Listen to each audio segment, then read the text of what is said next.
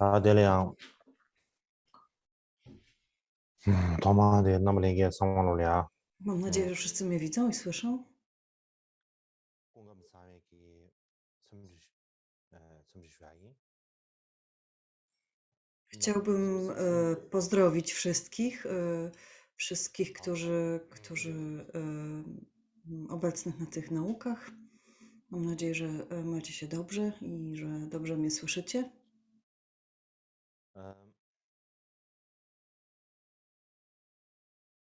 다 되는데 파마 대신에 지지 니가 저거래. Więc dzisiaj nadszedł 5. dzień nauk wiosennych Arya Krzema i chciałbym przejść do 13. strofy dobrych czynów. 지금 이기도 이게 남 달리 이제면 나로네. 달리 이제 좀 받을 수 있어야 그래. 대한민국의 상계 배급기 zewie Jest tak jak wspomniałam wcześniej, zgodnie z komentarzem Sangie Paldruba, cały ten tekst można podzielić na określone części. Jesteśmy teraz w medytacji, względnej bodhicitcie, która ma wiele punktów. Jesteśmy w drugim z nich, czyli przyjmowanie trudności na ścieżce, jakby wprowadzanie trudności na ścieżkę i wprowadzanie trudności na ścieżkę ma 10, przepraszam, różnych podpunktów, które bardzo szybko zawsze się tutaj zmieniają. Jesteśmy teraz w punkcie, w którym w trzecim punkcie z tych 10, w którym mowa jest o wprowadzaniu dobrej mowy na ścieżkę, czy też o zapobieganiu złej mowie na ścieżce. I ta strofa brzmi tak: pragnąc dać dobro i szczęście wszystkim w każdym zakątku przestrzeni, uprzejmie radziłem odróżniać stosowne od niewłaściwego. Jak mógłbym kiedykolwiek złorzeczyć, wprawiając zażenowanie siebie i innych? Mam to za jeden z mych dobrych czynów.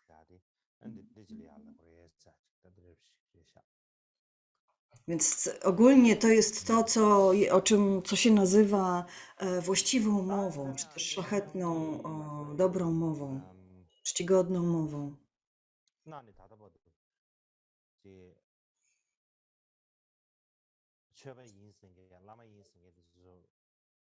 W przeszłości w przeszłości, jak i do dzisiaj mówi się, że praktykujący dharmę powinni otworzyć swoje i oczy wszystkich innych istot, otworzyć oczy na to, co powinno być robione, a co powinno być, czego nie powinniśmy robić. Na to, co jest dla nas korzystne i na co jest dla nas niekorzystne. I zarówno ciałem, mową, jak i umysłem. Musimy wiedzieć, co jest dobre, co jest złe, co jest... I tego nauczać.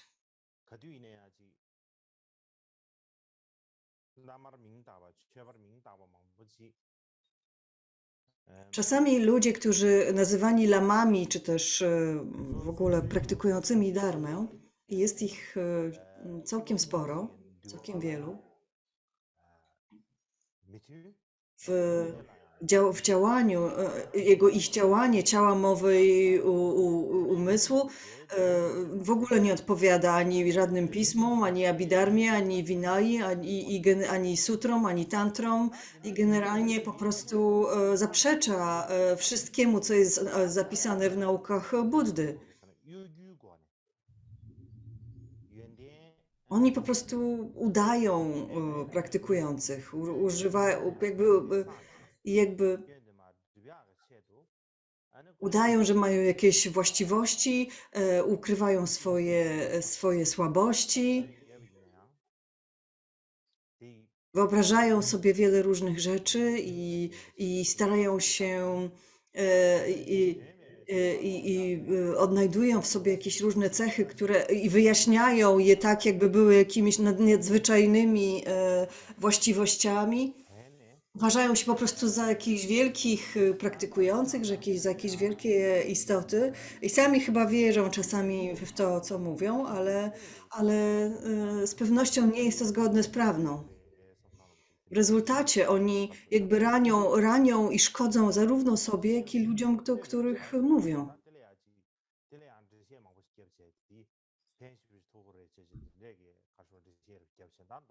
Czasami też mylą pewne pojęcia, czyli uczą tego, zamiast uczyć tego, co jakby źle interpretują to, co należy porzucić i co należy robić i źle od tego naużywają. Więc takie osoby są po prostu pochłonięte w ciemnościach niewiedzy, kompletnie zagubione i jeszcze w dodatku wprowadzają na taką pełną konfuzji ścieżkę inne istoty. Nadają sobie przy tym jakieś bardzo szlachetne tytuły, jakieś wielkie tytuły. I kiedy spotykają inne osoby, tak zwanych nauczycieli o podobnych jakby cechach, to od razu tych nauczycieli rozpoznają i zaczynają ich chwalić, jakby przyciągają ich do siebie. I w ten sposób tego rodzaju nauczycieli, oni siebie nawzajem upewniają w tym, że są wspaniali, sobie siebie nawzajem chwalą. Jakby czują się silniejsi w grupie, prawda? Mówią, o, twoje działanie ciała, mowy i umysłu jest zgodne z zasadami Vinai, jesteś mistrzem bodhicitti, jesteś wspaniałym przykładem wielkiego wyzwolenia sekretnej mantry, twoje doświadczenia są wspaniałe, jesteś bardzo szczodry, inteligentny i tak dalej, i tak dalej. I one się tak nawzajem wychwalają po to, żeby umacniać się w tym przekonaniu, że są wspaniali i że robią dobrze i że to, co robią ma sens, podczas gdy oczywiście tak naprawdę nie jest.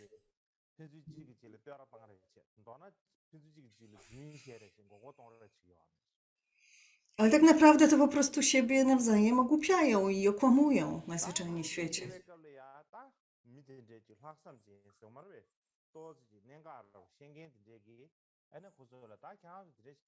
Więc wtedy, kiedy pojawi się ktoś, kto rozumie, co się tak naprawdę dzieje i rozumie że to nauki, które ci ludzie przekazują, są kompletnie niezgodne z tym, czego nauczał Buddha, i ta osoba coś zaczyna na ten temat mówić, że tak powiem, wskazywać na te błędy, to ta grupa ludzi od razu mówi: nie, ty nie rozumiesz dharmy, jesteś sekciarski, jakby działasz w sprzeczności z dharmą, odrzucasz prawdziwą dharmę i tak dalej, i tak dalej.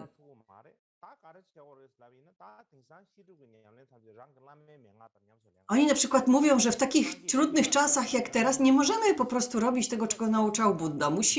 Musimy najlepiej po prostu skupić się na tym, co nam radzi nasz guru. Czyli czy te instrukcje naszego guru są zgodne z tym, co nauczył Buddha, czy nie, to jakby to nie jest ważne, bo to jest, teraz mamy takie czasy, że te nauki przekazane przez Buddę są zbyt trudne do praktykowania. Więc oni jakby wyjaśniają swoje zachowanie, czy też swoje nauki jakby w określony sposób, tak naprawdę sami siebie oszukując. Uważają, że to wystarczy. Przecież wszyscy mówią, że wystarczy polegać na swoim guru, prawda? Więc to jest to, co my robimy.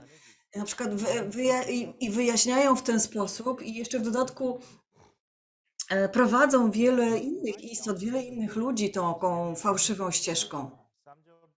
W czasach, w których żył Micho Dorje, Micho Dorje oczywiście nigdy nie miał zamiarów oszukiwania kogokolwiek.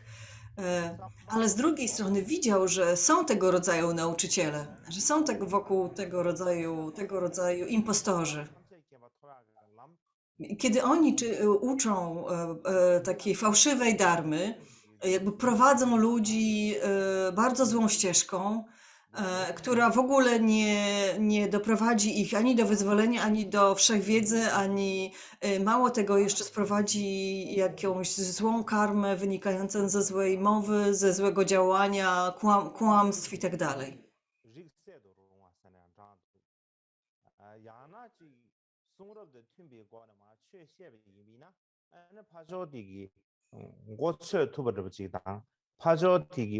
Więc Micho Dorje widział, że jest wokół tych fałszywych nauczycieli wielu ludzi, którzy przebudzili w sobie jakąś bodhicittę, tak? Przebudzili w sobie potencjał osiągnięcia przebudzenia, praktyki dharmy, a jednocześnie wpadli w taką pułapkę, że zaczęli słuchać bardzo złych nauczycieli. I w związku z tym Micho Dorje postanowił, że nie będzie tak bierny wobec tego. I zaczął, i on też widział, że nauczyciele, że są tam wśród nich nauczyciele, którzy rozwinęli autentyczne, są nauczyciele, którzy osiągnęli autentyczne urzeczywistnienie i nauczają dharmy zgodnie z naukami Buddy. A z drugiej strony są nauczyciele, którzy nie osiągnęli żadnego urzeczywistnienia, starają się w jakiś sposób nauczać zgodnie z tym, co nauczał Buddha, ale nie mają co do tego przekonania, więc tak naprawdę nauczają poprzez jakieś śmieszne historie i tak dalej. Ich nauki są bardzo takie, no, przez to osłabione, nie są poważne.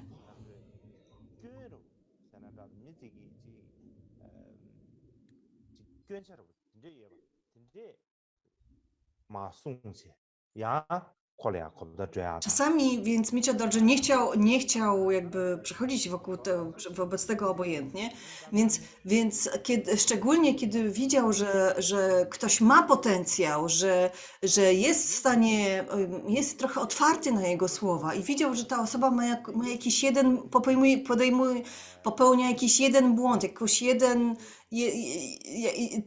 coś źle zrozumiała, to on to wypominał tej osobie, on potrafił to wskazać, mówić bardzo często, albo bardzo często wprost po prostu mówił, że słuchaj, tutaj się mylisz, tak? Albo za pomocą jakiegoś żartu i tak dalej.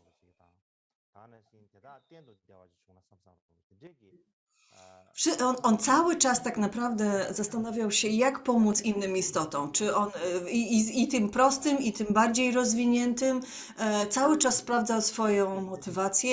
Jeżeli widział, że ktoś popełnia jakiś błąd i że ten błąd to jest jakby jeden z elementów, więc kiedy ktoś miał dobre właściwości, on chwalał te dobre właściwości. Mówił, że to są dobre właściwości. Jeżeli widział, że jest ktoś źle czy coś rozumie, albo że popełnia jakiś błąd, to też nazywał to wprost, że słuchaj, to jest błąd, to tutaj źle rozumiesz, tego tak nie powinno się interpretować, więc i tak nauczać. Więc kiedy tylko mógł, mówił po prostu wprost ludziom, co myśli.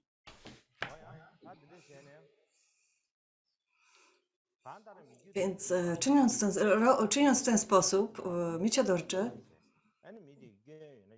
był bardzo bezpośredni.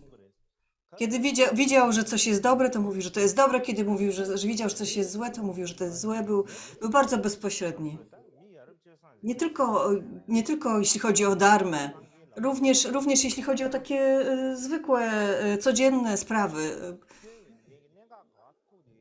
Czasami to jest tak, że mamy Buddę tuż przed nosem, tuż przed nami. Po prostu mówi nam dokładnie, co jest dobre, co jest złe, co jest fajne, a co trzeba poprawić.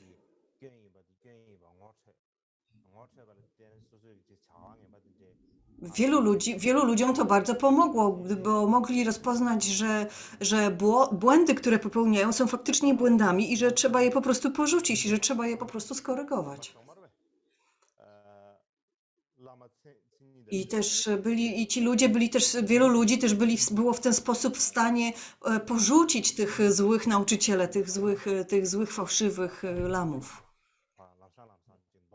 I skorygować swoje działanie, skorygować swoje zrozumienie. Podobnie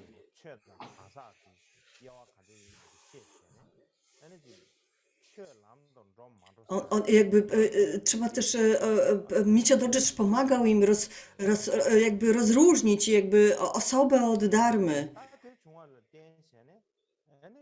I jakby zawsze wtedy stawiał na dharmę, zawsze mówił, że dharma jest ważniejsza i że trzeba się po prostu oprzeć na dharmie, a nie na charakterze czy też jakiejś osobowości danego lamy, tylko skupić się na dharmie, której nauczał.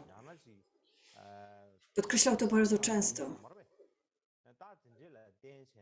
I jeżeli się skupimy się na dharmie, to nigdy nie popadniemy, nie popadniemy w nie damy się oczarować fałszywym nauczycielom, czy też fałszywym naukom, fałszywej logice i tak dalej. Dlatego Micio Dorje sam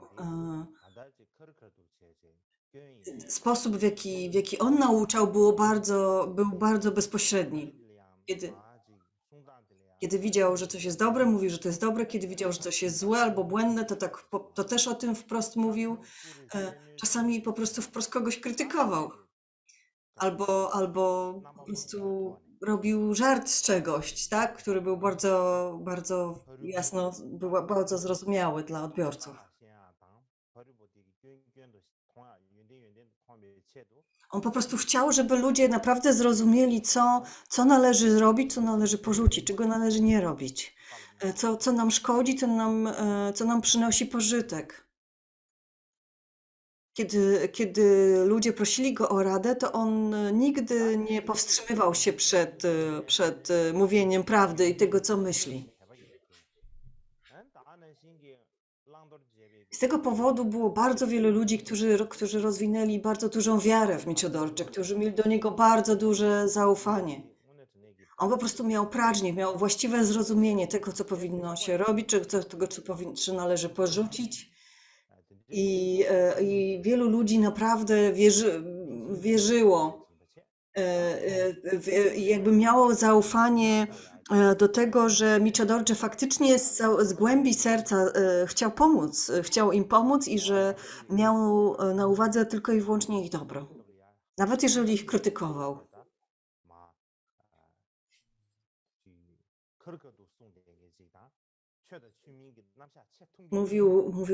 Mówił o tym w taki bardzo bezpośredni sposób. Po prostu umiał również rozróżnić, co jest prawdziwą dharmą, co nie jest prawdziwą dharmą. Wielu ludzi mówili, to jest taka wielka istota jak Sakya Pandita i tak dalej.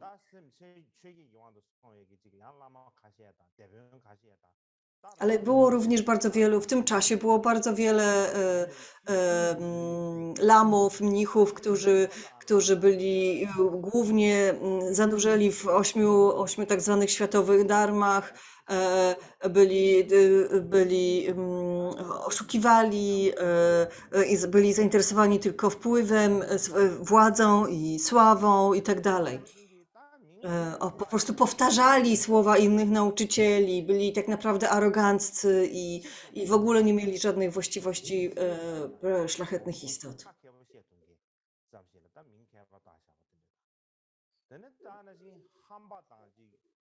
Na przykład udawali, że są wielkimi nauczycielami, podczas gdy tak naprawdę powtarzali komentarze innych nauczycieli, byli aroganccy, byli jakby przywiązani byli tak naprawdę bezwstydni, byli wręcz przywiązani do bezwstydności. W gruncie rzeczy byli po prostu byli bardzo słabymi, takimi niekompetentnymi joginami, którzy tylko udawali, że potrafią wykonywać jakieś praktyki. Tego rodzaju ludzie tak naprawdę w ogóle nie byli zainteresowani osiągnięciem przebudzenia albo wyzwoleniem samsary. Oni po prostu uważali, że bycie tak zwanym praktykującym albo tak zwanym uczonym przyniesie im jakby dobre życie. I w związku z tym, e, e, w związku z tym, kiedy słyszeli Micio Dorje albo o tym, co Micio Dorje mówi, to często mówili, że to nie jest prawdziwa inkarnacja Karmapy. To w ogóle, jak on może tak mówić? On wszystkich ignoruje. On po prostu poniża wszystkich innych, żeby siebie wywyższyć. I że on jakby krytykuje ludzi, którzy mają wiarę i tak naprawdę w ogóle przesadza e, e, i krytykuje i dak poiszak pakadziu i sakia i gelunki ningma i cie i tak dalej. Ona tak naprawdę odrzuca prawdziwą dharmę, więc wielu ludzi w ten sposób określało Micia Dorje. Nie zgadzało się po prostu z jego poglądami i w ten sposób odpowiadali na jego krytykę, na jego bezpośrednią uwagę. Więc wielu ludzi w ten sposób reagowało. Wielu ludzi wyciągnęło wielki pożytek z tego, co mówił i z tej bezpośredniości, a wielu ludzi krytykowało go za to właśnie w ten sposób. Ale to była po prostu taka cecha osobowości Micio Dorje. On inaczej nie potrafił. On w ten sposób jakby w ten sposób działał, w ten sposób mówił, w ten sposób nauczał.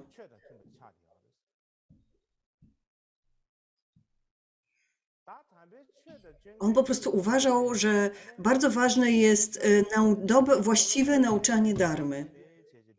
Że nie można nauczać takie tak zwane pseudodarmy.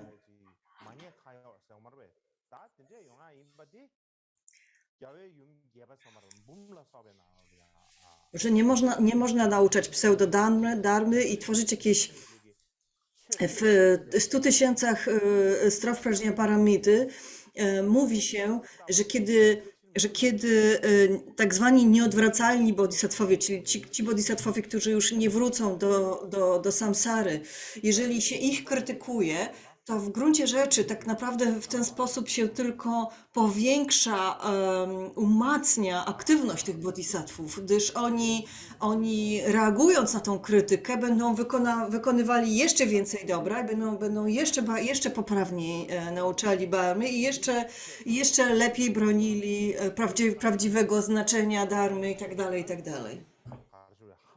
Więc kiedy ludzie mówili Micio Dorje, to nie jest prawda, to nie są prawdziwe nauki Buddy, to nie można tak krytykować praktykujących i tak dalej, to nie tylko nie sprawiało, że Micio Dorje przestawał nauczać tak jak nauczać, ale tak naprawdę robił to jeszcze usilniej. Stawał się jeszcze bardziej pilny w swoim studiach i w swoim nauczaniu.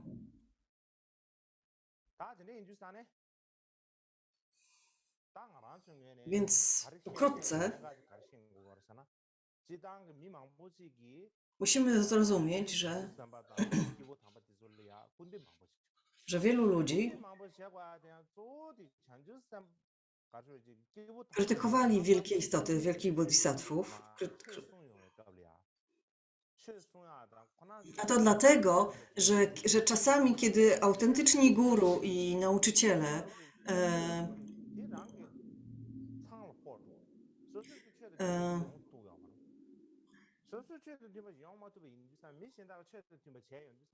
nauczyciele, którzy nauczają dharmy, muszą żyć zgodnie z dharmą.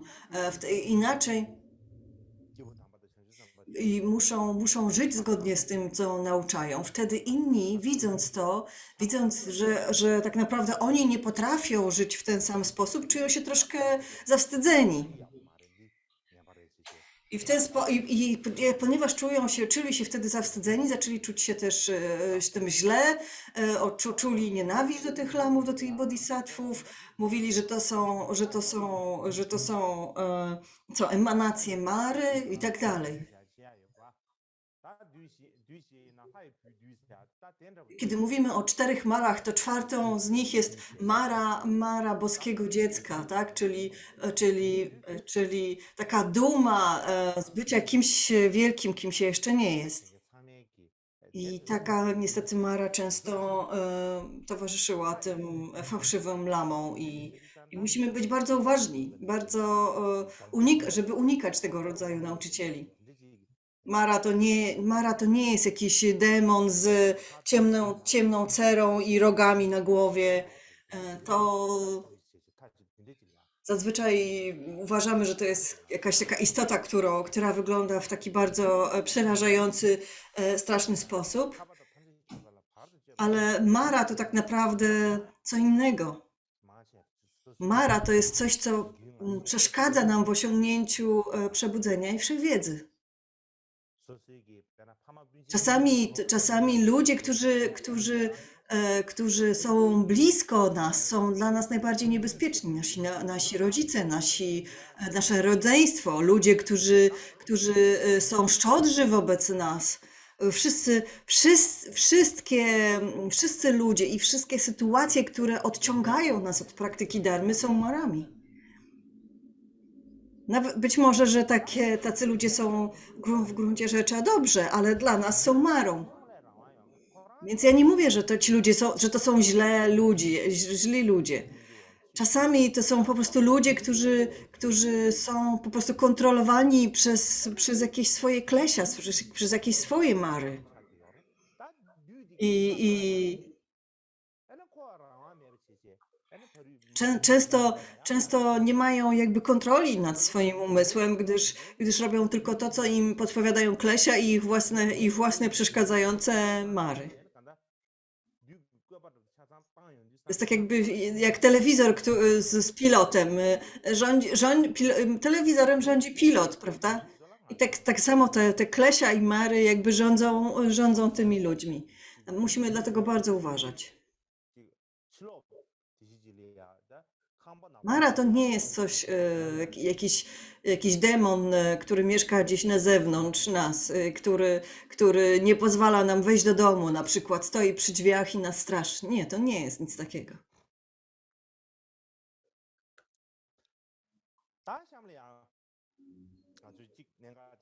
Więc teraz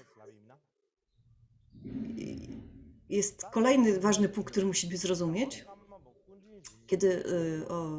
Jak zapewne wiecie, pośród wszystkich karmapów, tym karmapą, który napisał najwięcej, którego dzieła zebrane są największe i najdłuższe i najobszerniejsze, możecie odpowiedzieć na to pytanie? Który to był z karmapów? To był drugi karmapa Karmapakshi.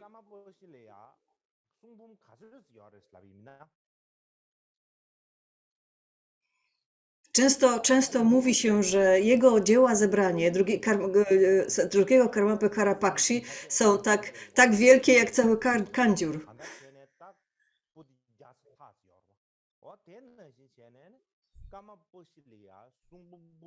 Mówi się, że to jest ponad 100 tomów pism.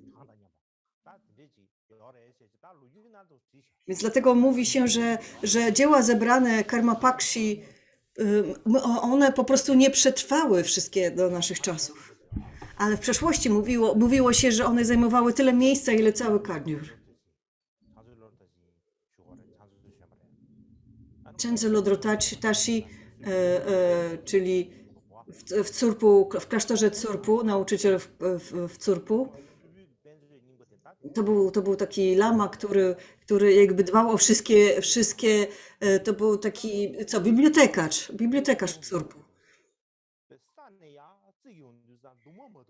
Jeśli chodzi o dzieła Karmapakshi, to one zajmują od podłogi aż po sam sufit. Tak powiedział. W tych czasach, w dzisiejszych czasach, nie wiemy, czy zostało 10 z tych tomów, z tych 100 tomów. Wszystkie zaginęły gdzieś. Następnie drugim Karmapą o największej ilości dzieł pisanych był właśnie Karmapa Michodorje. Michodorje, odkąd był jeszcze młodym chłopcem, pisał wiele różnych pieśni, opracowań. Kiedy miał 20 lat, napisał komentarz do sutry, potem do Prajna Paramity, potem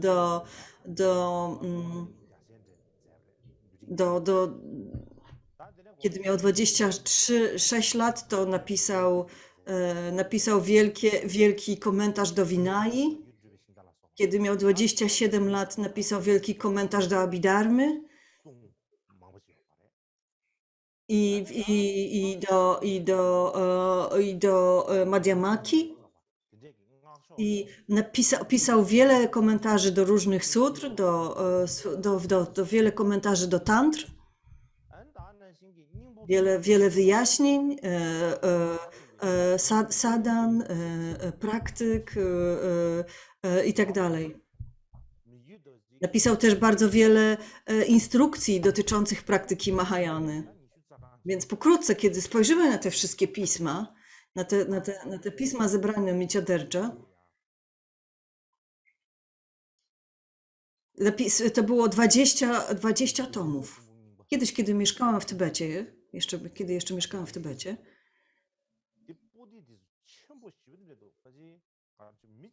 miałem kilka tomów tych dzieł zebranych. To były naprawdę wielkie pecie. Kilku mnichów je przenosiło. I on napisał, a było w gruncie rzeczy 20.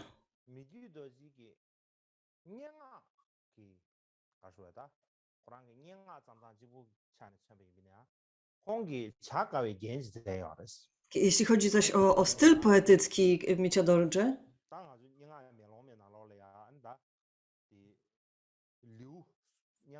on miał taką dość trudną, taką wyszukany styl mowy. W tybetańskiej poetyce jakby wyróżnia się trzy style poetyckie. Nie mogę tego dokładnie wyjaśnić, żeby to było zrozumiane, ale tak czy inaczej w pośrodku jest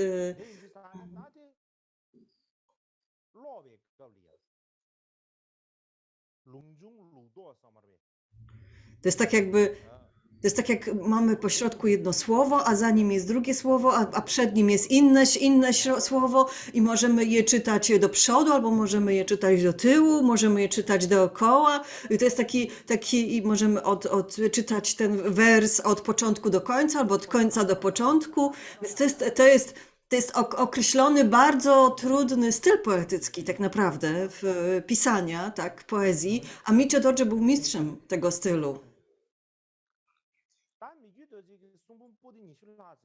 Więc Michodorje był bardzo utalentowanym, bardzo wielkim erudytą i tak jak mówię, napisał tych 20, te dzieła można zebrać w 20 wielkich tomów.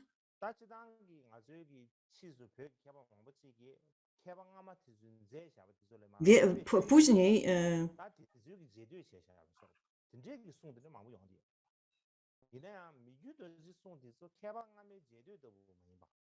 czasami i poza tym Michodorje też miał taką właściwość, że on nigdy nie naśladował innych uczonych, innych komentarzy, tylko podejmował się własnych badań i tworzył własny styl i taki wyjaśniał bardzo trudne punkty różnych tekstów, którzy inni pomijali i przeróżne punkty, które objaśniał jakby, kiedy je studiujemy, to z nich jakby wyłania się jego własna filozofia, jego własne poglądy. I są one w tym momencie teraz takim wielkim klejnotem, wielkim skarbem całej szkoły Kamzang i całego Dakpokadziu. Jego komentarze do Abhidharmy czy Vinai należą również do takich dodatkowych lektur uniwersytetów monastycznych Gelugpy. Wielu starszych geszy mówiło mi o tym, że kiedy oni studiowali, czytali te teksty Micia Dorji. Później, jeżeli będziemy mieli więcej czasu,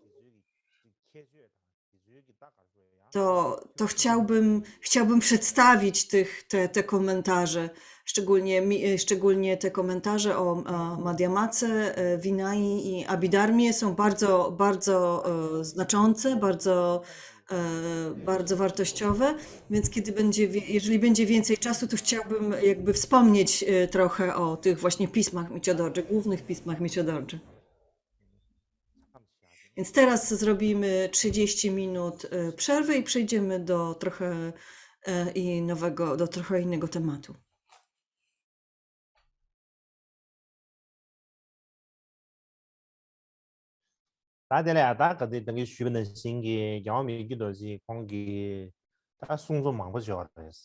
Tak jak wspominałem wcześniej, istnieje bardzo wiele prac Micia Dorji, wiele pism, które pozostawił po sobie i pośród nich chciałbym zwrócić uwagę na jedną z nich. Ten tekst nazywa się, zatytułowany jest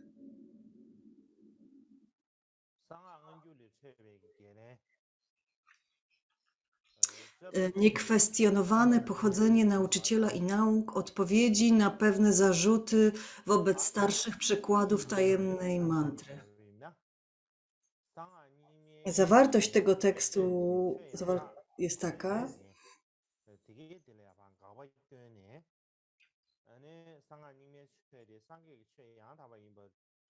był ktoś, kto powiedział, że Vajrayana Nyingmapy nie jest prawdziwą dharmą Buddy. I ten tekst jest sformułowany w formie przyjęcie tych zarzutów, jakby lista tych zarzutów z odpowiedziami na te zarzuty. Mam zdjęcia jakby oryginalnego tekstu, czy też skanów tego oryginalnego tekstu Micia Dorji.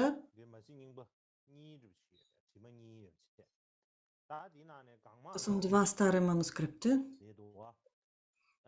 Ta wyższa strona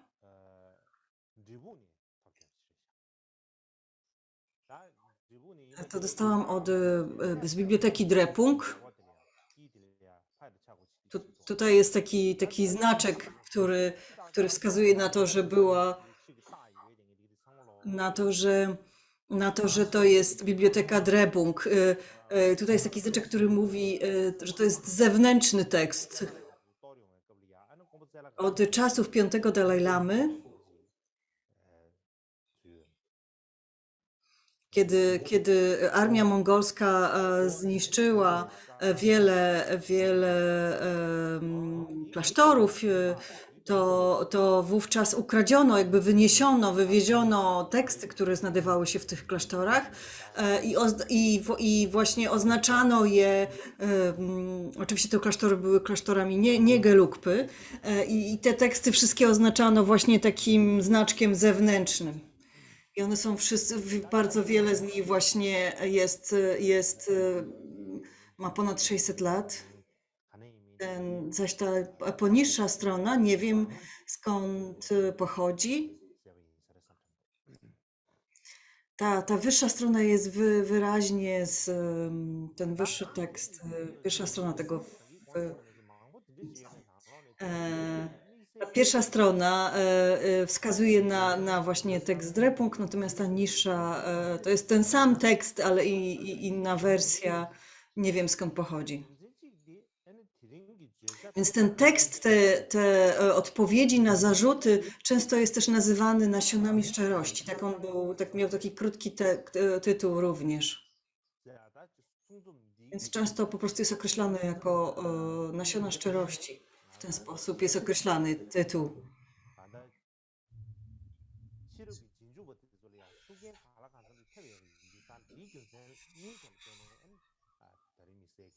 Więc ten tekst miał bardzo duży wpływ na wielu innych. Z nim wiąże się dość interesująca historia i on miał wpływ na wielu uczonych późniejszych, dlatego myślę, że warto go omówić. Zanim wejdziemy jakby w szczegóły tego tekstu, to bardzo ważne jest dla nas to, abyśmy zrozumieli, skąd on się wziął, skąd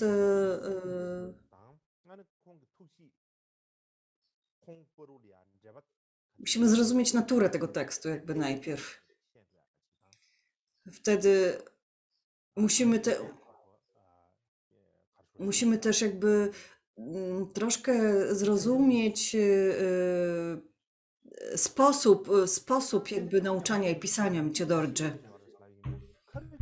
Ogólnie, kiedy mówimy o Karmapie Michidorje, to tak jak powiedziałem, on był po prostu takim bardzo bezpośrednią osobą. Mówił wprost, co myślał, nigdy nie zatrzymywał żadnych myśli, nie zastanawiał się nad tym, czy tej osobie się to spodoba, czy nie, czy się poczuje obrażona, czy nie. I kiedy pisał, to pisał w bardzo podobny sposób.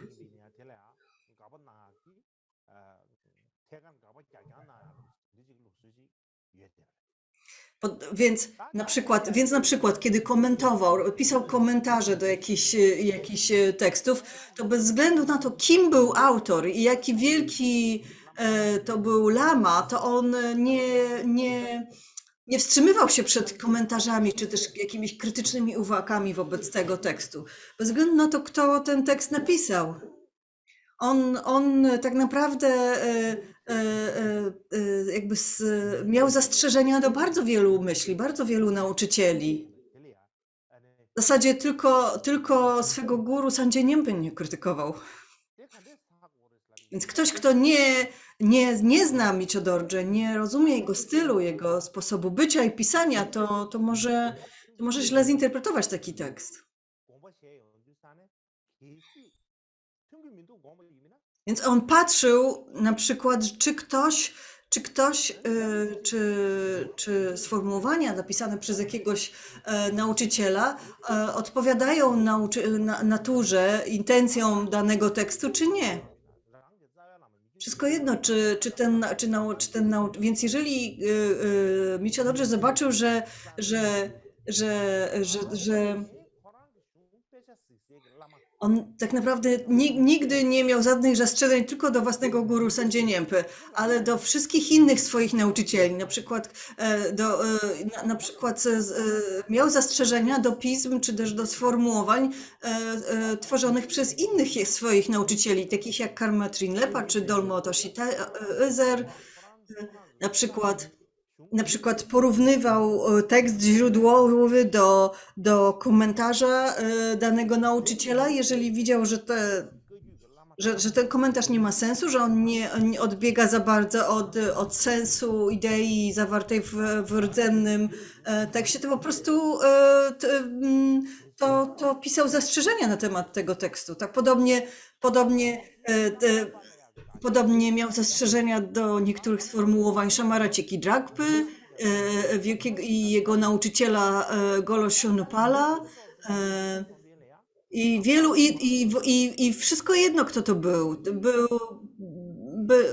Na przykład Panchena Sheki Chokdena. Było wielu nauczycieli, którzy mieli duży związek z Karmapą, ale wszystko jedno, on jakby nie zwracał na to uwagi, czy to jest jego nauczyciel, czy to jest ktoś z Kadziu, czy to jest ktoś z Nyingmy, Geluk i tak dalej. Po prostu, kiedy widział, że coś jest nielogiczne w danym sformułowaniu, że czy coś jakby za bardzo odbiega albo źle interpretuje pewne nauki Buddy, to po prostu o tym pisał, to po prostu mówił to wprost. Czyli mamy jakieś sutry tanty, którym przyświeca określona intencja, określony cel. Jeżeli komentarz nie odpowiadał tej intencji, temu celowi, to to po prostu pisał zastrzeżenia do tego tekstu. I taka była jego osobowość. On po prostu był taką osobą. On po prostu uważał, że dharma jest najważniejsza, że to nie ma znaczenia, kto napisał ten tekst. Czy jest bardzo wykształcony, czy mniej wykształcony, czy jest wielkim lamą, czy sławnym lamą i tak dalej. Po prostu dla niego ważne było to, czy dharma jest prawdziwa i czy w komentarzu do tej dharmy nie ma błędów. Więc miał zastrzeżenia do różnych tekstów Sakya Pandity, Dolpopy, Bodonga Paldziena, Tsongkhapy i wielu tybetańskich uczonych. Bardzo był znany z tego powodu. On po prostu bardzo szczegółowo badał myśl filozoficzną danego tekstu. Bardzo szczegółowo wchodził w logikę danego tekstu. Po prostu sprawdzał każde zdanie, czy ono ma sens, czy nie ma sensu. Robił takie bardzo szczegółowe analizy. Tutaj nie chodziło o to, czy jemu się to podoba, czy mu się to nie podoba. On po prostu patrzył, czy jest to zgodne z myślą danego tekstu, czy jest to zgodne z myślą dharmy, z logiką dharmy. Na przykład napisał taką pochwałę 5 wielkich istot i tam mówi o Podompie, o Tsongkhapie i tak dalej i on ich wszystkich wychwala. On wszystkich tych nauczycieli wychwala, ale z drugiej strony, jeżeli widział coś nielogicznego w ich tekstach, to po prostu mówił o tym wprost i pisał zastrzeżenia. To nie jest tak, że on jakby odrzucał osobę albo odrzucał danego nauczyciela. On po prostu bardzo szczegółowo analizował myśl i logikę danych pism i te wszystkie elementy, które się nie zgadzały, były nielogiczne, po prostu podkreślał. On używał swojej własnej inteligencji, swojej własnej zdolności rozróżniania, swojej własnej pradżni.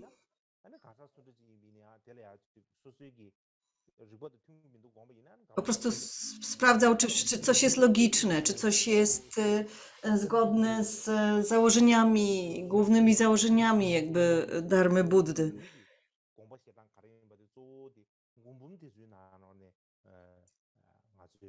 My zazwyczaj myślimy emocjonalnie, tak? I myślimy, myślimy w naszym rozumieniu, jesteśmy po stronie tej osoby albo tamtej osoby i tak dalej. On w ogóle w tych kategoriach nie myślał. On tak naprawdę miał bardzo dużą wiarę i bardzo duże zaufania do wielkich nauczycieli, wielkich mistrzów Tybetu. To nie jest tak, że on uważał ich że jakichś wrogów albo za jakichś oponentów. On po prostu był bardzo dociekliwy.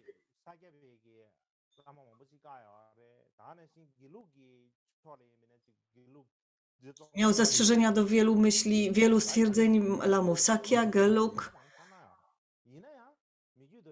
i szczególnie do Tsongkhapy, do pism filozofii Madhyamaki. Ale nikt później nie mówił, że Michio Dorje miał zastrzeżenia do Sakya i Gelug. Wielu ludzi natomiast wie i pamięta, że Michio Dorje miał zastrzeżenia do szkoły Nyingmapy. Dlaczego? To jest związane z pewnym tekstem, z pewnym wydarzeniem. Kiedy Michio Dorje miał około 46 lat, Michio Dorje zmarł w wieku 48 lat, tak? Czyli to było 22 lata przed jego odejściem. Doszło do pewnego wydarzenia. Mianowicie pojawił się list podpisany podpisany jako Micio Dorje, który krytykował tantrę Nyingmapy. I on został rozesłany do bardzo wielu klasztorów w centralnym Tybecie. Więc ktoś napisał taki list krytykujący Nyingmapę i podpisał, że napisał to 8 Karmapa Micio Dorje. I to, ponieważ to była taka dość ostra krytyka, ten list stał się bardzo znany. Tak? Wielu ludzi o nim mówiło, do wielu ludzi to pismo dotarło. Więc następnie pojawia się pytanie, czy on na pewno napisał te zastrzeżenia, te zarzuty do Nyingmapa. Jeżeli je napisał, to dlaczego? Natomiast jeżeli Micio Dorje go nie napisał, to skąd on się wziął? To skąd on się, jak to jest możliwe, że taki list się pojawił? Więc tego rodzaju pytania się nasuwają.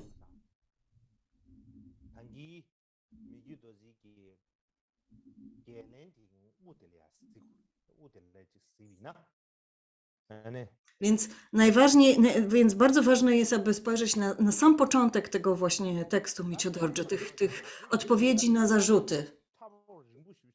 Więc tutaj mam ten manuskrypt. Nie mogłem powiększyć go, ponieważ on jest taki długi, więc przepisałem ten początek na dole.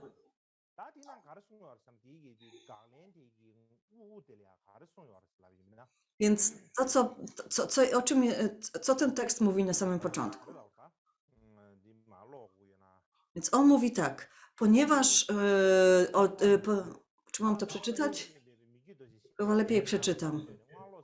Ponieważ noszę imię Karmapa, ktoś napisał fałszywe zarzuty dotyczące sekretnej mantry i podpisał je jako Tybetańczyk Micio Dorje.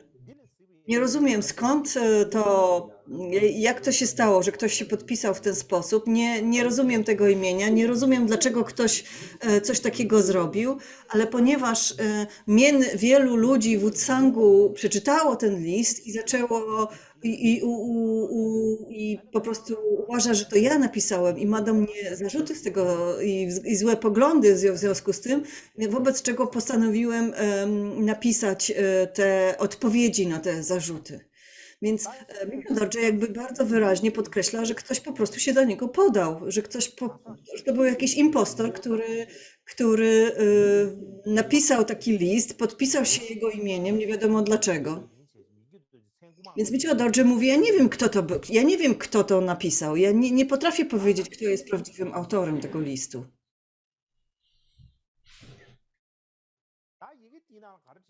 Dalej to Micio Dorje pisze, że na początku było napisane przez Karmapę w niemo po rozmowach czy też po dyskusjach z Tedro Lama Dzogchenpa w roku szczura.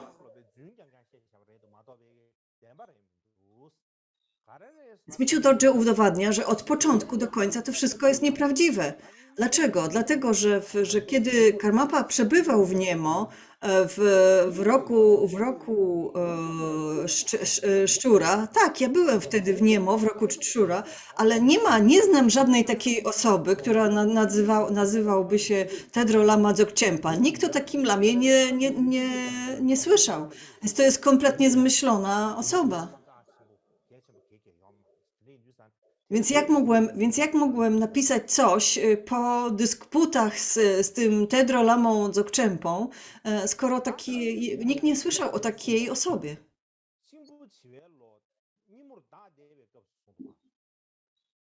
Poza tym, dodatkowo, Micio Dorje pisze, że mówi się o roku szczura, tak? Mówi się o roku drewnianego szczura. Więc Micio Dorje urodził się w roku ognistego zająca, a odszedł w roku wodnego tygrysa i pomiędzy tymi latami nie było żadnego roku drewnianego szczura. Więc owszem, były lata szczura, ale żaden z tych lat szczura nie był, nie miał żywiołu drewna. Natomiast faktycznie, kiedy Michodorży miał 46 lat, to był wtedy rok wodnego szczura. I w tym roku najprawdopodobniej ten list powstał, ten list został napisany.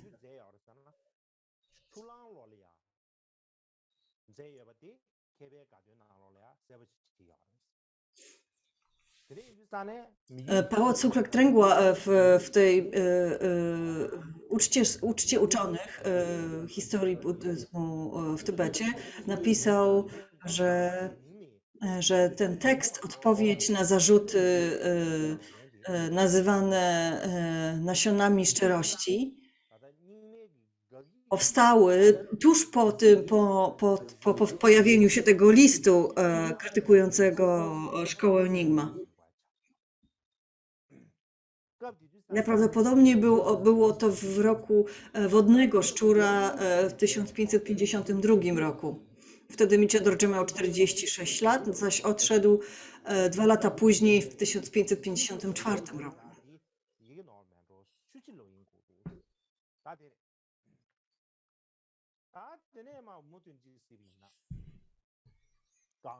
Potem dalej, kiedy wczytamy się w tekst,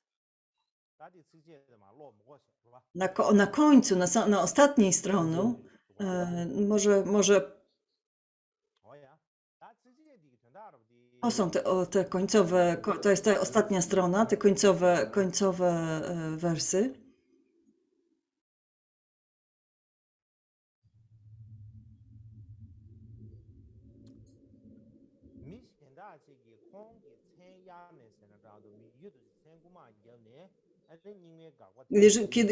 Jeżeli ktoś pożyczył sobie jego imię, ukradł jego imię, żeby podpisać się pod jakimś listem, to najprawdopodobniej był zazdrosny wobec Michodorży.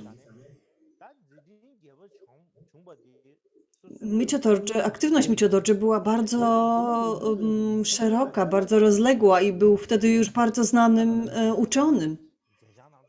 Więc jeżeli ktoś chciałby, więc tego rodzaju, więc ktoś mógł to zrobić po prostu, żeby zaszkodzić Michodorży i jego reputacji.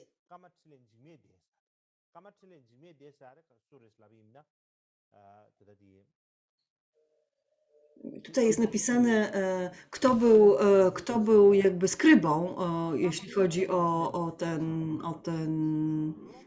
był Karma Jigme. To był też Karma Trinlepa. Musimy zrozumieć, że kiedy mówimy Karma Trinlepa, bo było ich dwóch. Jeden był nauczycielem Michodorży, a drugi był uczniem Michodorży. Więc z jednym Karmą Trinlepą Michodorży studiował różne teksty filozoficzne, kiedy był młody, a drugi był jego uczniem. Miał po prostu tak samo na imię.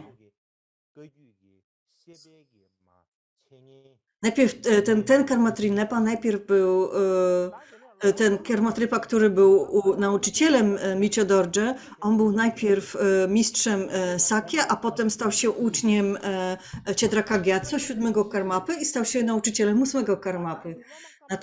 Natomiast Michodorży miał również ucznia, który się nazywał Karma Trinle Jigme De i on był jego skrybą.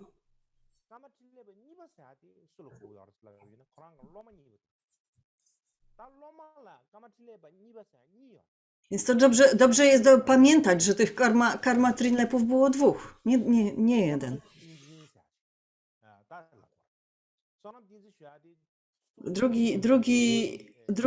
Drugim uczniem był Sonam Tenzin. On mieszkał w klasztorze Tsurpu. I ten drugi Karma Trinlepa Jigme De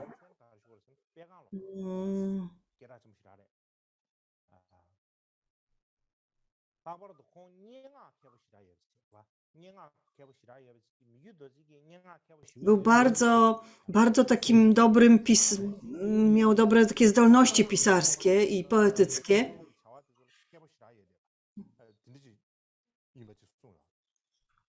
Bardzo dobrze znał się na rytuałach Vajrayany i był takim mistrzem Vajry, Dorjelopynem.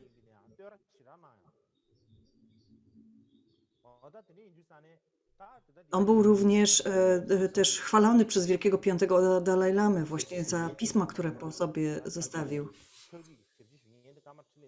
Więc ten Karma Trinlepa jakby służył ósmemu Karmapa jako skryba, spisywał jego myśli, tak? Jakby spisywał ten tekst.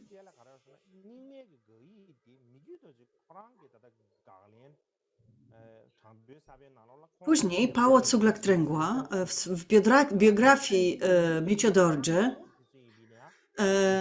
też jakby podkreślił, że ten tekst powstał na prośbę, ta odpowiedź na ten list Micio Dorje powstała na prośbę właśnie jego uczniów. Na przykład był uczeń Jergiepa, który ofiarował różne dary i powiedział, że był taki list, który obrażał Nyingmapów i że Micio Dorje, jego imię zostało użyte w kolofonie tego listu, w podpisie i w związku z tym właśnie prosił Micio Dorje o odpowiedź na ten list. Najprawdopodobniej to była po prostu jedna z próśb, że wiele tego rodzaju próśb wystosowano do Micio Dorje, jego uczniowie jakby wystosowali, żeby on się odniósł do tego listu w bardzo taki oficjalny sposób. I w ten sposób właśnie powstały te nasiona szczerości, ten tekst. Wielu uczniów mówiło, że wiele ludzi po prostu straci wiarę, zaufanie do Micio Dorje, jeżeli on nic z tym nie zrobi. Więc z jednej perspektywy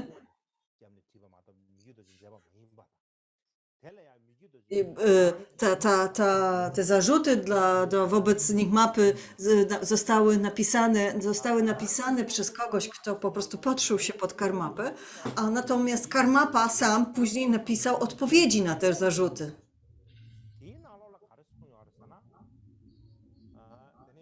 Jest też taki tekst, który się nazywa Traktatem oczyszczającym złe poglądy.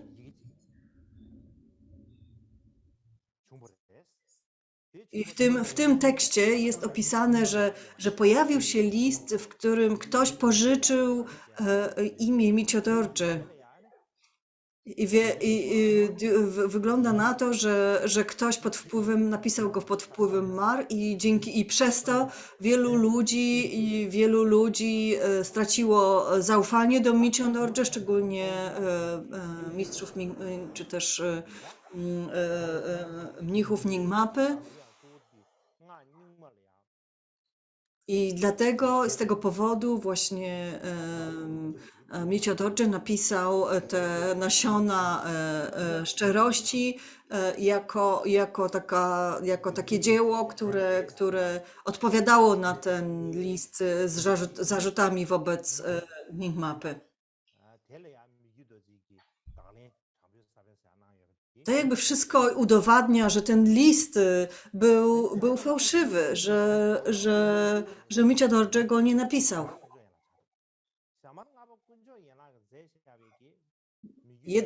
Jednym z głównych uczniów Micio Dorje był 5. Shamar Khyentse Khenlap, który napisał katalog kompletnych pism, jakby takie dzieła zebrane Micio Dorje, tak? Zebrał wszystkie jego pisma. I tam jakby pojawił się właśnie ten tekst, nasiona szczedrości, odpowiedzi na pewne zarzuty dotyczące starego przekazu, sekretnej mantry i tak dalej.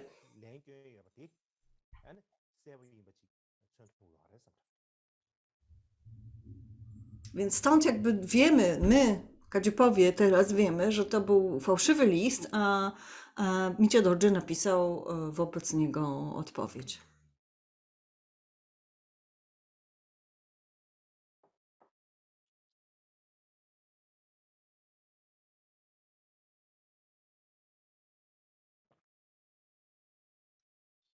트레이드 사람 너나 나라주 공도 쉬베기 내든 대달라 되네. Więc z powodu tych wydarzeń, o których wspomniałem, Micio Dorje i jego uczniowie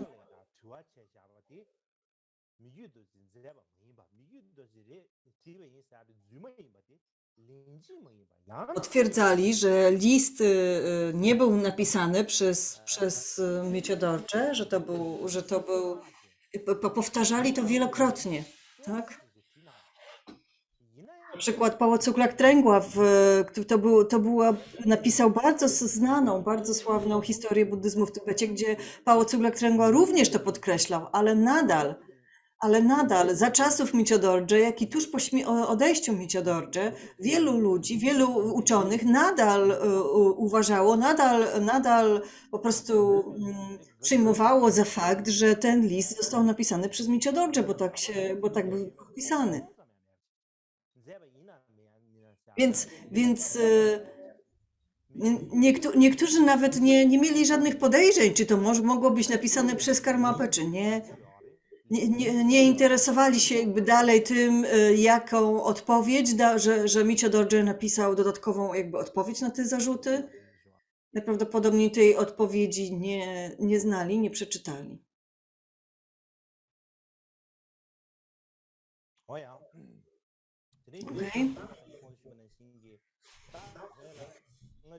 Więc jak wspomniałem, w Tybecie było nadal wielu uczonych, wielu lamów, którzy wierzyli, że to był, że nie mieli żadnych wątpliwości, że ten list nie został napisany przez Micio Dorje. I napisali jakby takie pisma, czy też swoje dzieła, które były odpowiedziami na ten list. Było kilku takich lamów właśnie Nyingmapy, którzy jakby założyli, że nie mieli żadnych wątpliwości, założyli, że to jest po prostu fakt, że Micio Dorje napisał tego rodzaju list i zaczynali pisać odpowiedzi. Jakby jednym z powodów było to, że może ci uczeni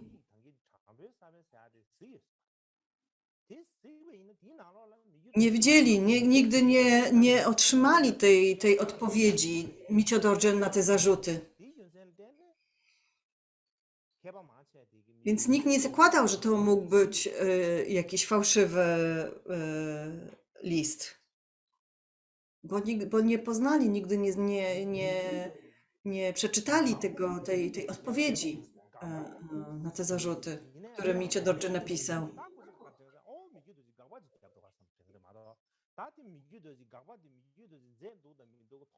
Po prostu dostali ten list do ręki, zobaczyli, że jest podpisany jako Micio Dorje i tyle, i nie zastanawiali się nad tym dłużej.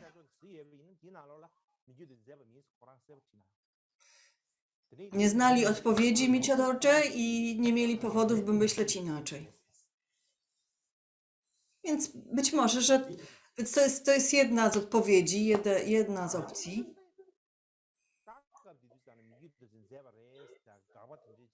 Ale mogło być też tak, że niektórzy z tych uczonych przeczytali odpowiedź Micio Dorje, tą oficjalną odpowiedź Micio Dorje, ale ją jakby zignorowali.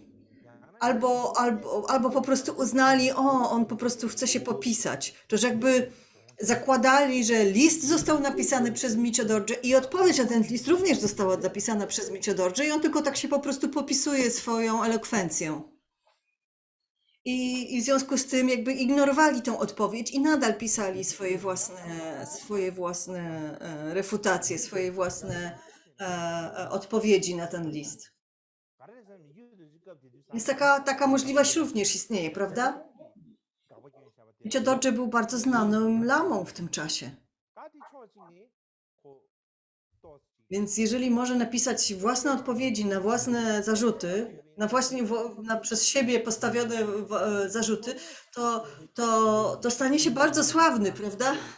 Więc niektórzy mogli w ten sposób do tego podchodzić. Więc niektórzy nie znali odpowiedzi Micio-Dorje, a niektórzy znali odpowiedź Micio-Dorje, ale uważali, że tak czy inaczej list został przez niego napisany i odpowiedzi również zostały przez niego napisane.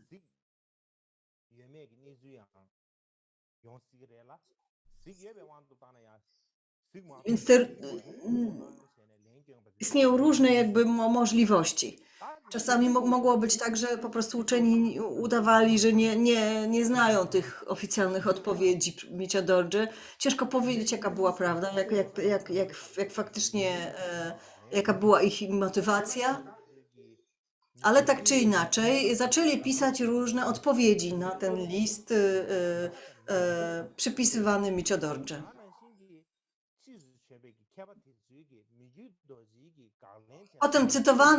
Potem można porównywać te odpowiedzi, które napisali ci lamowie, porównywać je z odpowiedziami Micio-Dorje, zbadać, czy one są tak naprawdę takie same, czy jest dużo podobieństw między nimi i tak dalej. Można zrobić tego rodzaju badanie, ale nikt tego nie dokonał jeszcze, nikt tego się nie podjął.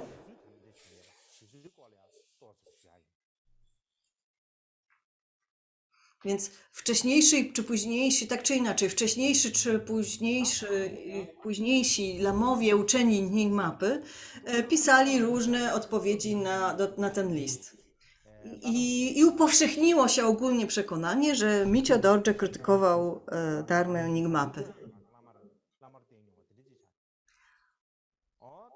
To był na przykład jednym z tych mistrzów było Natsok Rangdrol, który więc on napisał swoją odpowiedź rok po odejściu Micio-Dorje w 1555 roku. Czyli napisał odpowiedź na pytania przedstawione przez Gyalwanga Karmapę w jego oficjalnym liście i tak dalej. On jakby, tak jak wspomniałam wcześniej, jakby z góry założył, że to Micio-Dorje był autorem tego tekstu, tego listu. Później, 3 lata po odejściu Micio-Dorje, Yangge Tulsing Kherab Gyatso napisał swój list, czyli mala z klejnotów, odpowiedzi na pytania o pochodzenie Dharmy Buddy z listu Gyalwanga Karmapy itd., itd.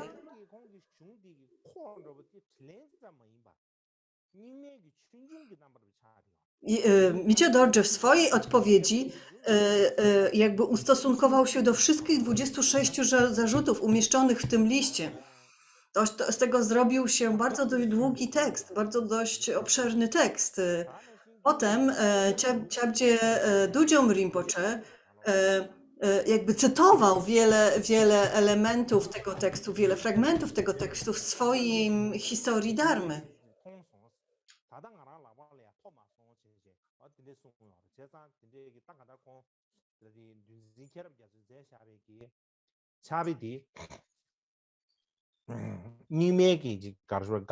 Więc ten Dudjom Rinpoche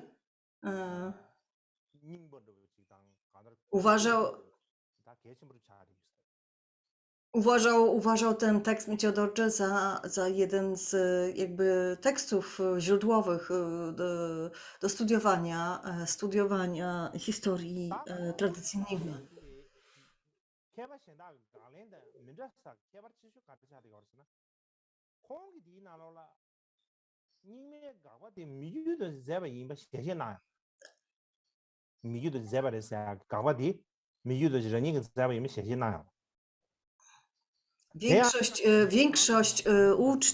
Większość ludzi, która pisała te swoje własne odpowiedzi, jakby zakładała, że ten list został napisany przez Micio-Dorje, natomiast tutaj w tej historii Nyingmapy jakby przyjętej przez Dudjoma Rinpoche nie było o tym, to była ich odpowiedź na ten list, ale oni jakby nie zakładali, że to był Micio Dorje. Napisali wyraźnie, że ktoś o sekciarskim nastawieniu podał się za Micio Dorje i napisał taki list.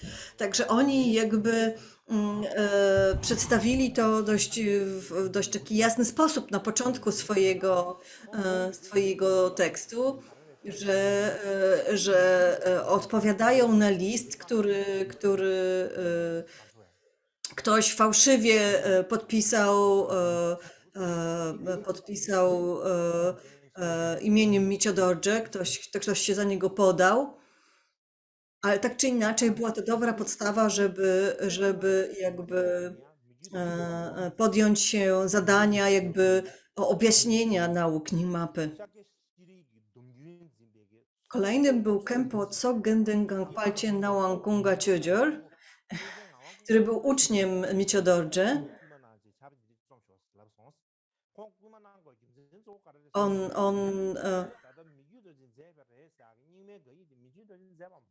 Więc ten uczeń,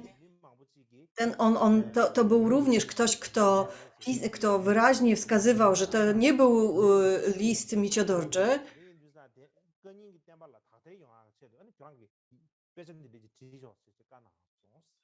więc on uznał, że trzeba napisać historię Dharmy, która jakby w odpowiedzi na te zarzuty wobec Nyingmapy i objaśnić jakby dobrze te stanowisko Nyingmapy. I więc tak czy inaczej, był jeszcze inny uczony, więc jakby podobnie jak poprzednia historia Dharmy Nyingmapy, ten uczeń Micio Dorje również napisał podobną, właśnie dla objaśnienia, dla potwierdzenia, że mistrzowie Kadziu nie myślą w ten sposób, w jaki zostało to opisane w tym liście.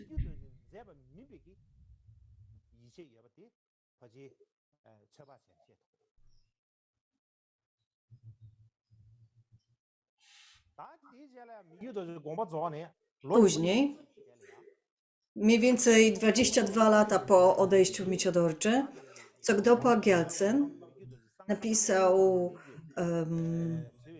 napisał grzmot pism i logiki, odpowiedź na list Gyalwanga Karmapy z zarzutami wobec Nyingmapy. Więc on od samego początku, od początku do końca jakby założył, że to właśnie Micio Dorje napisał ten list. I odpowiedział, że Micio Dorje napisał ten list po to, by zmusić Nyingmapów do lepszego słuchania, kontemplowania i medytacji, zmusić go do większego wysiłku.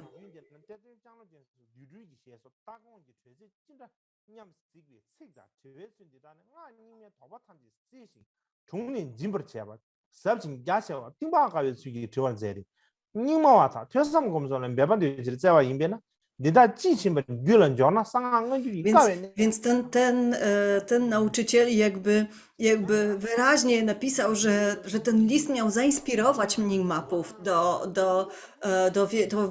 do tego, aby włożyli więcej wysiłku w słuchanie, kontemplowanie i medytację.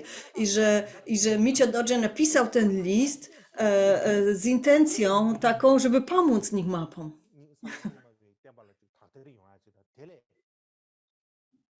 To jest jedna z interpretacji, oczywiście.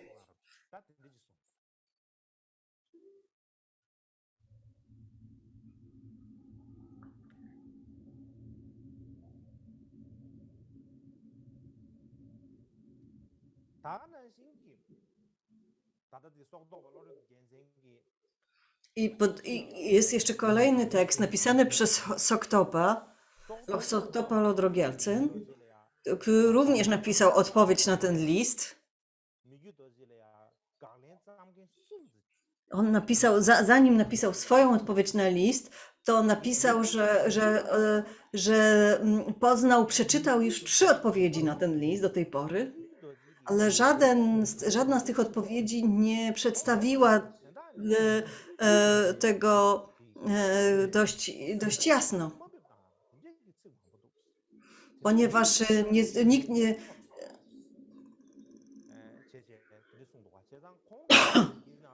Więc on jakby wygląda na to, że on poznał odpowiedź Micio-Dorje, ale uznał, że to był taki sarkazm, że to było takie. On jakby założył, że list został napisany przez Micio-Dorje i odpowiedź na niego również była napisana przez Micio-Dorje.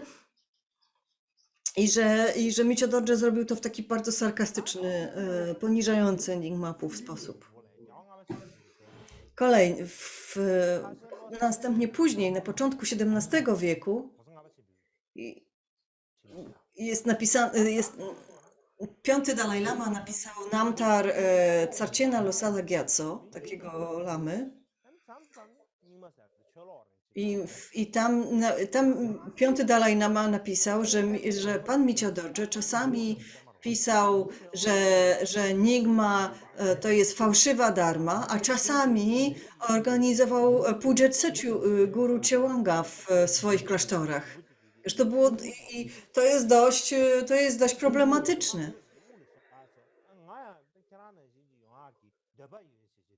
Więc czasami Micio-Dorje okazywał dużo szacunku rytuałom i dharmie Nyingmapy, a jednocześnie pisał takie poniżające sformułowania na temat Nyingmapy.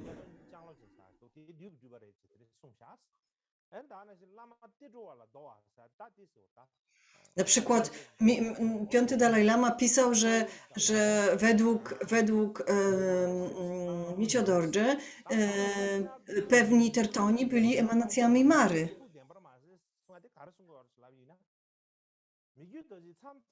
Więc Dalaj Lama jakby się zastanawiał, czy Micio-Dorje czy nie był szalony, bo czasami pisał, że dharma Nyingmapów jest dobra, czasami, że jest zła i tak dalej. Więc piąty Dalaj Lama określał Micio-Dorje jako kogoś bardzo niestabilnego umysłowo. Że to był bardzo dziwny lama. Czasami stawia jakieś zarzuty Nyingmapie, czasami je chwali, że to jest jakieś bardzo dziwne.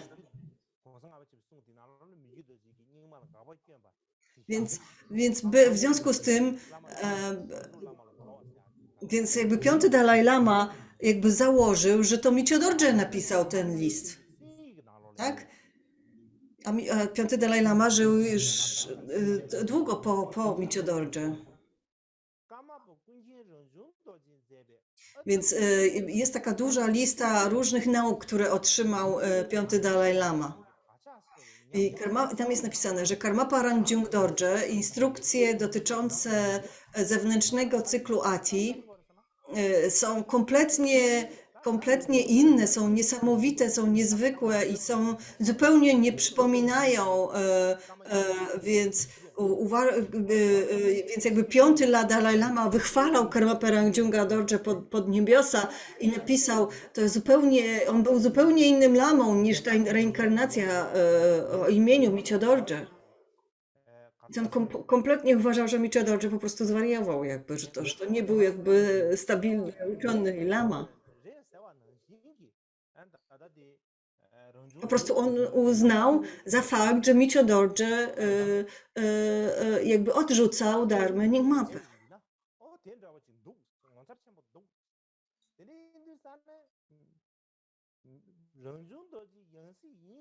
Bardzo. Więc po prostu jak Micio-Dorje może być inkarnacją Rangjunga Dorje, takiej wielkiej istoty? Wystarczy spojrzeć na Rangjunga Dorje. To była emanacja Buddów, a Micio-Dorje to jest jakiś niestabilny lama.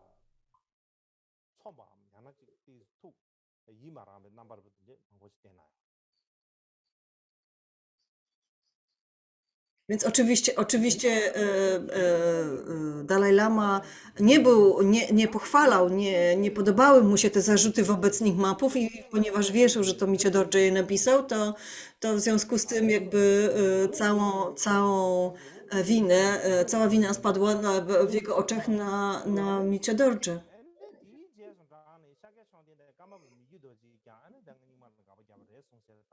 Inni również pisali w swoich pismach, tacy na przykład w XIX wieku był taki guru Tashi, który napisał bardzo znaną taką też historię Dharmy, w których pisał, że 8 Karmapa, Micio Dorje, mm,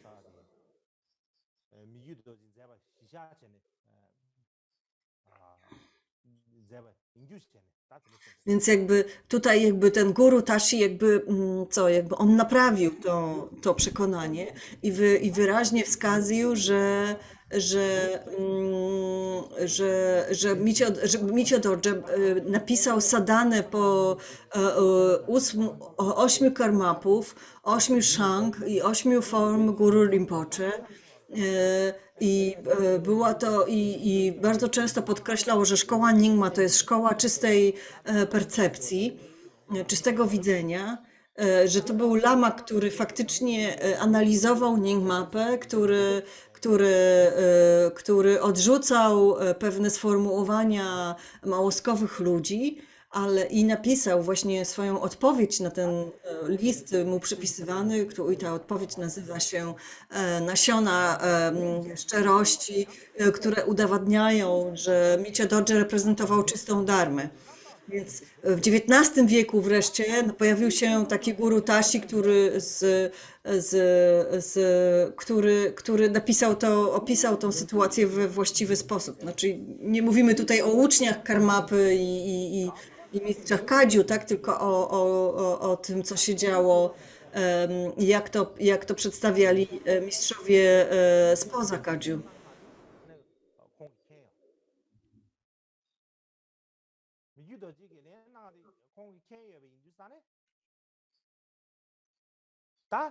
Ponieważ ten lama wiedział, że Micio Dorje napisał taką odpowiedź na ten list.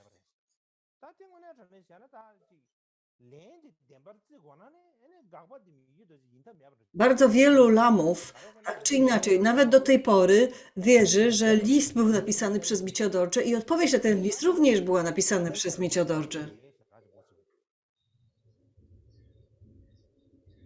Nie wiem, skąd to się bierze. Nie wiem, skąd w ogóle taka interpretacja się wzięła.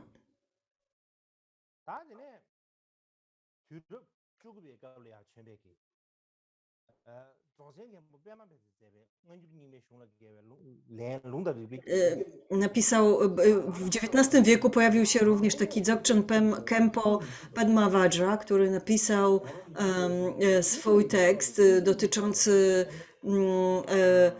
zastrzeżeń i wątpliwości niepoznanych przez Micio Dorje.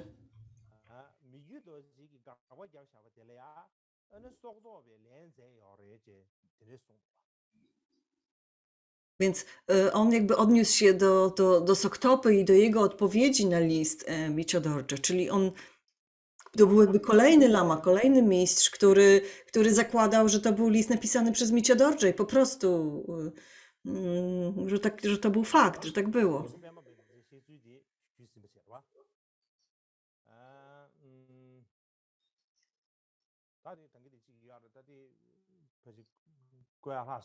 Istnieje jeszcze...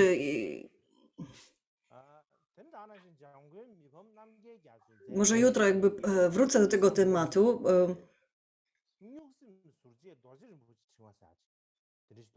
Istnieje również kolejny tekst.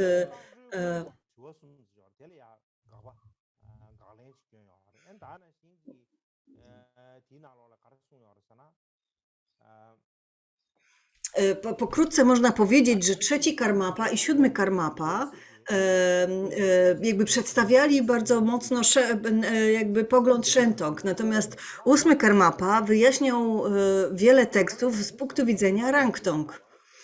I w związku z tym Rangtong jakby jest bardzo daleki od poglądu Nyingmapów. W związku z tym bardzo wielu lamów, bardzo wielu uczonych założyło, że to były prawdziwe, że poglądy napisane w tym liście były prawdziwymi poglądami Micio Dorje.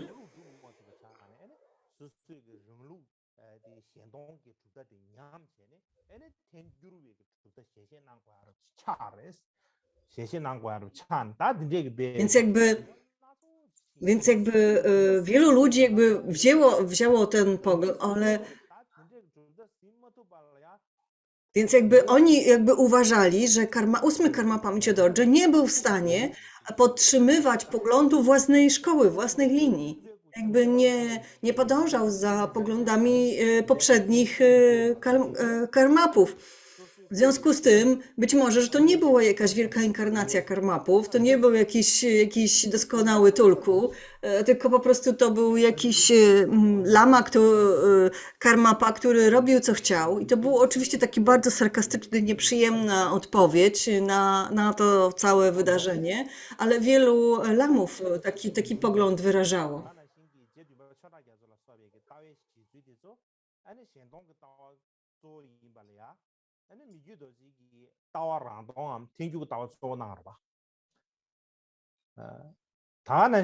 Ponieważ Micio Dorje jakby podkreślał szkołę Rangtong i pogląd Rangtong, a nie szkołę Shentung w swoich wielu pismach.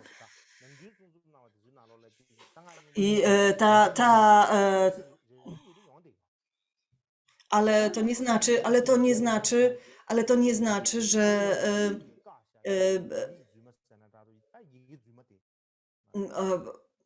ale to nie znaczy, że to jakby, ponieważ on jakby komentował Rangtong, pisał długie komentarze do Madhyamaki, to nie znaczy, że to był jego prywatny pogląd. On po prostu skupiał się na tym, żeby lepiej zrozumieć, przeanalizować szkołę Rangtong.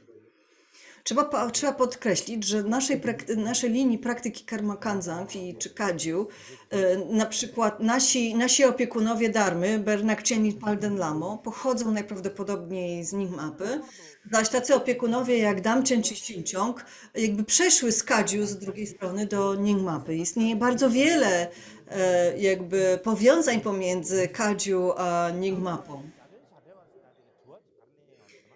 I oczywiście były jakieś, ponieważ Micio Dorje jakby lubił kwestionować wszystko, co wydało mu się nielogiczne i w różnych pismach różnych nauczycieli, to były również takie pisma Nyingmapy, które on kwestionował, takie stwierdzenia Nyingmapy, które on kwestionował.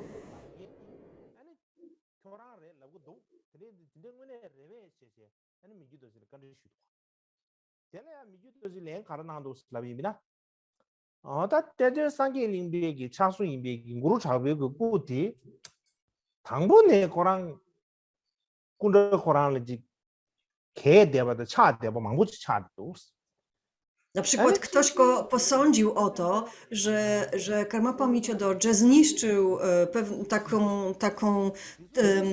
taki posąg z termy Jigme Lingpy, wielkiego Tertona, na co Micio Dorje odpowiadał, ale ja nic nie zniszczyłem. Ten posąg był od początku jakby popękany. Nikt go nie chciał. Nikt go nie chciał zniszczyć. Było bardzo wiele tego rodzaju jakby zarzutów wobec Micio Dorje ze strony Nyingmapy w czasie jego życia. Więc ludzie mówili, że krytykowali Micio Dorje cały czas. Mówili, że on nie lubi Nyingmapów. Szczególnie. Ale trzeba pamiętać właśnie o tym, że nasi opiekunowie Dharmy pochodzą z Nyingmapy i Damchen i Shinchong również pochodzą z Nyingmapy. Wobec czego Więc jak Mieciodorze mógł obrażać, czy też odrzucać tradycję Enigma?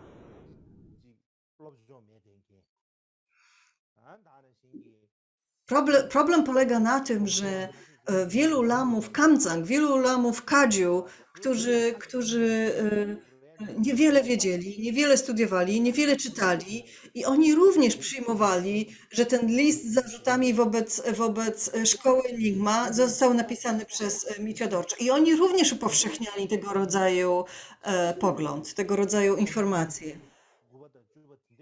Była taka na przykład Karma Shenpen Wangpo, inkarnacja Pal Kang Lotsały, który za czasów 9-10 Karmapy oficjalnie publicznie mówił, że 8 Karmapa odrzucał Nyingmapów. I to się działo w naszej szkole Kadziu, wśród naszych lamów. Więc oni albo nie wiedzieli, albo nie chcieli wiedzieć, że ten list przypisywany Mieciodorze nie był napisany przez Mieciodorze. Więc ten list ogólnie wywołał bardzo dużo problemów. Chciałbym wrócić w przyszłości do tego, czy Mieciodorze popierał, czy nie popierał poglądu Shentong. Jeżeli będzie czas, będziemy omówili o tym jeszcze w przyszłości. Ale dzisiaj chciałbym przede wszystkim skupić się na tym liście i na takim poglądzie, czy też informacji, że Mieciodorze napisał krytykował, odrzucał poglądy Nyingmapy jako niewłaściwe, czy też nieprawdziwe. I dzisiaj chciałem się skupić na tym, żeby udowodnić, że ten list nie został napisany przez Mieciodorze, żebyśmy wszyscy to dobrze rozumieli i wiedzieli.